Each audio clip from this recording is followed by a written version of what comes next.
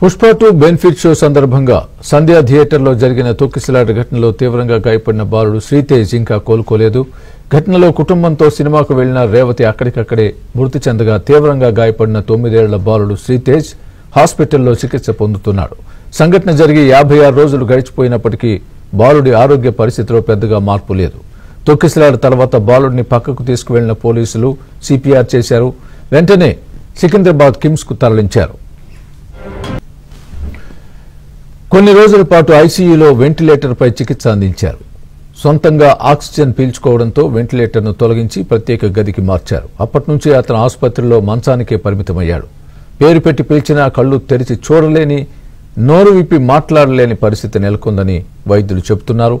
శ్రీతేజ్ ఎప్పుడు కోలుకుంటాడో వైద్యులు కూడా చెప్పలేకపోతున్నారు. శరీరంలో ఇతర జీవ ప్రక్రియలన్నీ సక్రమంగా ఉన్నప్పటికీ శ్రీతేజ్ నుంచి స్థిరమైన ప్రతిస్పందనలు ఉండడం లేదని కిమ్స్ వైద్యులు చెబుతున్నారు.